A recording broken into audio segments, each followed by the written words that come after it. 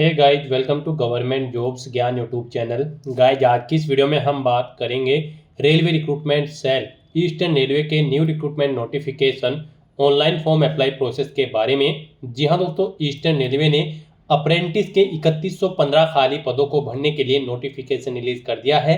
कैसे आप इस भर्ती में पार्टिसिपेट करने के लिए अपने फॉर्म अप्लाई कर सकते हो बिना कोई मिस्टेक किए हुए, इसकी पूरी जानकारी हम आपको स्टेप बाय स्टेप रजिस्ट्रेशन से लेकर प्रिंट तक इस वीडियो में देंगे। बस आपको इस वीडियो को स्किप के बिना शुरू से लेकर एंड तक देखना है। उसके बाद वीडियो पसंद आए तो इसे लाइक और शेयर कर दें। चैनल पर नए हो तो इसे सब्सक्राइब कर लें। साथ ही साथ आपको फॉर्म अप्लाई करते हुए जो भी प्रॉब्लम फेस हो रही है उन सभी का हल आपको इस वीडियो में मिल जाएगा। तो बिना कोई वक्त गंवाए चलिए शुरू करते हैं।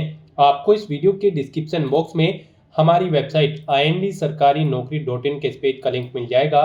यहाँ पर आपको इस भर्ती के रिगार्डिंग सभी डिटेल्स प्रोवाइड कर दी गई है। Railway recruitment cell eastern railway ने अप्रेंटिस के 3115 खाली पदों को भरने के लिए नोटिफिकेशन रिलीज कर दिया है।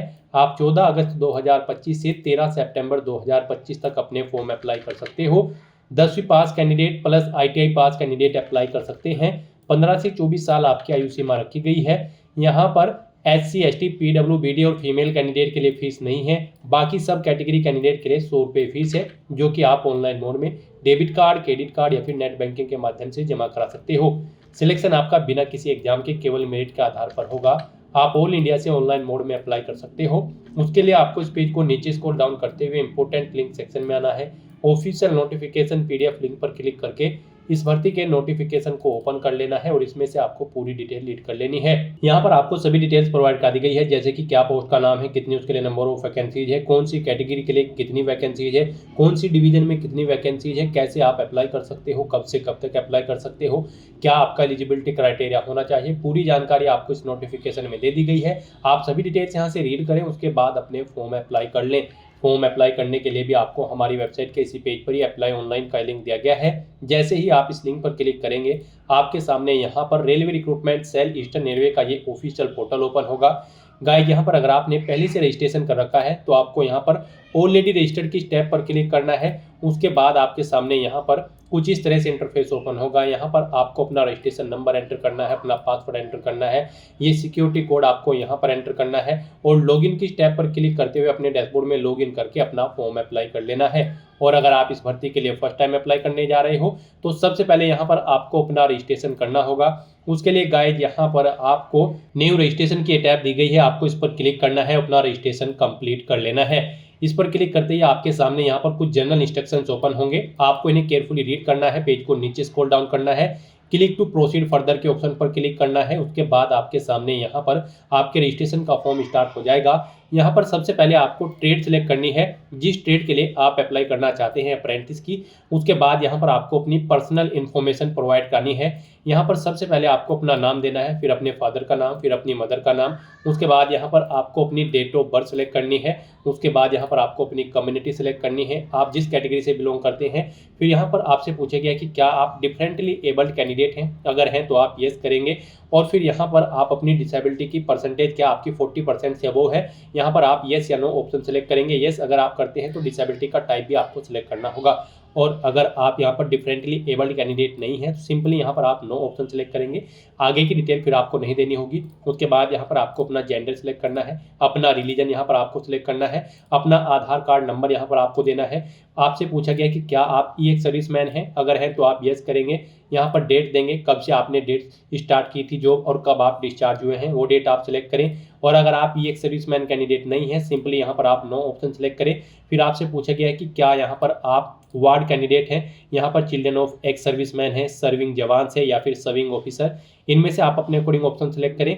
अगर हैं तो आप फिर यहाँ पर ऑप्शन सेलेक्ट कर लेंगे, नहीं है तो आप नन ऑप्शन सेलेक्ट करेंगे। फिर यहाँ पर आपको अपनी ईमेल आईडी एंटर करनी है, वही ईमेल आईडी आपको एक बार फिर से एंटर करके कंफर्म कर लेनी है। फिर आपको अपना मोबाइल नंबर यहाँ पर एंटर करना है, उसे भी एक बार फिर से एंटर करके कंफर्म कर लेना है।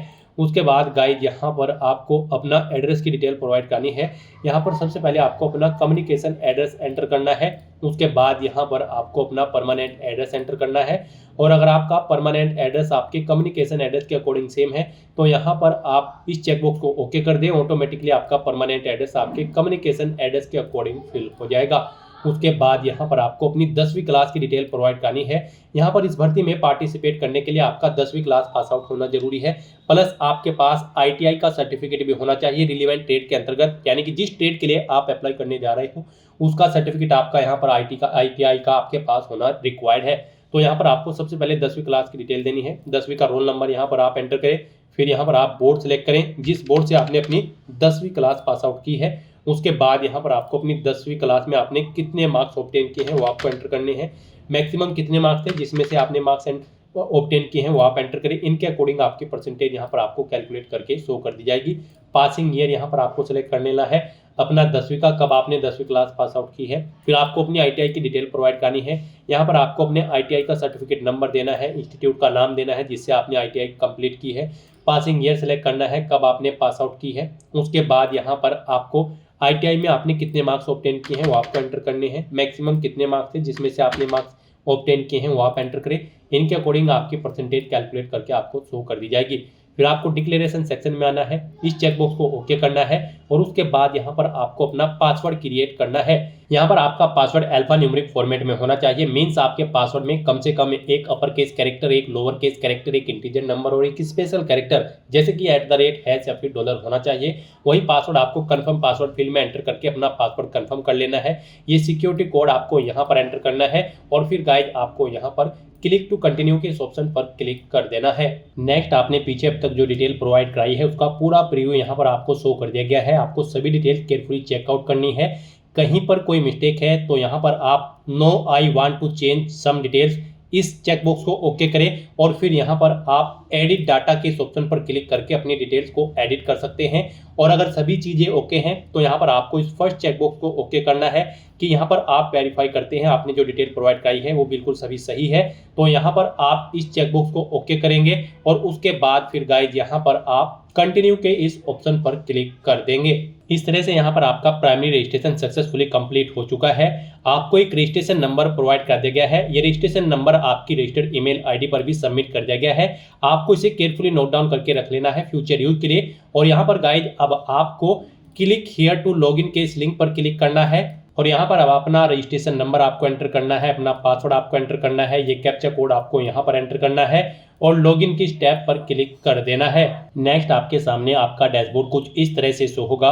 अब गाइज यहाँ पर आपको अपनी यूनिट प्रेफरेंस देनी है, उसके लिए यहाँ पर आपको फिल यूनिट प्रेफरेंस की स्टेप पर क्लिक करना है और यहाँ पर आपको अपनी यूनिट प्रेफरेंस फिल कर देनी है। यहाँ पर आपको 7 चॉइसेस दी गई है, आप अपनी चॉइस के अकॉर्डिंग यहाँ पर 1 बाय 1 करके अपनी यूनिट प्रेफरेंस सेट कर दे। जिसे आप फर्स्ट नंबर पर प्रेफरेंस देना चाहते हैं यूनिट को उसे फर्स्ट नंबर पर सेलेक्ट करें, जिसे सेकंड नंबर पर आप प्रेफरेंस देना चाहते हैं उसे आप सेकंड नंबर पर सेलेक्ट करें। इस तरह से यहाँ पर आपको 1 बाय 1 करके अपनी यूनिट प्रेफरेंस दे देनी है। 7 चॉइसेस आपको दी गई है, आप अपनी चॉइस के अकॉर्डिंग जिस यूनिट को जिस प्रेफरेंस नंबर पर देना चाहते हैं उसे यहाँ पर आप सेट कर दें। इस तरह से अपनी यूनिट प्रेफरेंसेस की डिटेल देने के बाद फिर गाइस यहाँ पर आपको सबमिट की स्टेप पर क्लिक कर देना है।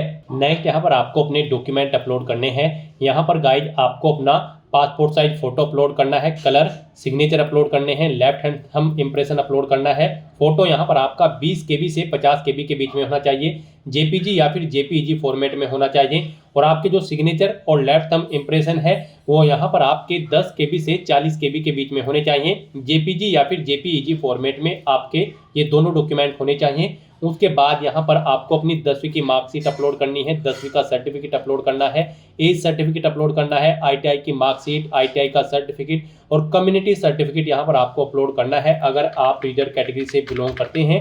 इनके लिए भी आपको गाइडलाइन दी गई है। आपके ये डॉक्यूमेंट यहाँ पर 100 KB से 300 KB के बीच में होने चाहिए। PDF फॉर्मेट में आपके ये डॉक्यूमेंट होने चाहिए। यहाँ पर अगर आपकी इस किसी भी फाइल का साइज कम या ज़्यादा है, दी गई रिक्वायरमेंट के अकॉर्डिंग नहीं है, तो उसे आप अपने अकॉर्डिंग सेट कर सकते हैं। आपको क्या करना है, आपको गूगल पर जाना है, इमेज रिसाइजर टाइप करना है, मल्टीपल ऑनलाइन वेबसाइट वहां पर ओपन होगी। किसी भी वेबसाइट को आप ओपन करें, उसमें अपनी कोई भी फाइल अपलोड करें जिसका साइज आप अपनी रिक्वायरमेंट के अकॉर्डिंग सेट करना चाहते हैं और फिर वहां से उस फाइल को डाउनलोड करके आप उसे यहाँ पर अपलोड कर दें। इन फाइल्स को अपलोड करने के लिए गाइस यहाँ पर आपको चूज फाइल के ऑप्शन पर क्लिक करना है, फाइल्स को सिलेक्ट कर लेना है और 1 बाय 1 करके आपको अपनी सभी फाइल्स को यहाँ पर सिलेक्ट करने के बाद पेज को नीचे स्क्रॉल डाउन करके अपलोड के इस ऑप्शन पर क्लिक करते हुए अपने इन सभी डॉक्यूमेंट्स को अपलोड कर देना है। इस तरह से यहाँ पर आपका एप्लीकेशन फॉर्म सक्सेसफुली सबमिट हो जाएगा। यहाँ पर अगर आप रिजर्व कैटेगरी से बिलोंग करते हैं तो आपको कोई फीस जमा नहीं करानी है, और अगर आप अनरिजर्व कैटेगरी से बिलोंग करते हैं तो फिर आपको पहले फीस जमा करानी होगी, उसके बाद आपका फॉर्म सबमिट होगा। आपको यहाँ पर 100 रुपये फीस जमा करानी होगी अगर आप अनरिजर्व कैटेगरी कैंडिडेट हैं, जो कि आप ऑनलाइन मोड में डेबिट कार्ड, क्रेडिट कार्ड या फिर नेट बैंकिंग से जमा करा सकते हो। और अपना फॉर्म सबमिट करने के बाद गाइज अब यहाँ पर आपको प्रिंट एप्लीकेशन फॉर्म के इस लिंक पर क्लिक करके अपने एप्लीकेशन फॉर्म का एक हार्ड कॉपी प्रिंट आउट ले लेना है, फ्यूचर यूज के लिए, फ्यूचर रेफरेंस के लिए। तो दोस्तों ऐसे आप railway recruitment cell eastern railway apprentice के 3115 खाली पदों को भरने के लिए अपने फॉर्म अप्लाई कर सकते हो बिना कोई मिस्टेक किए हुए, स्टेप बाय स्टेप। आज की इस वीडियो में बस इतना ही। आई होप ये वीडियो आपको पसंद आई होगी।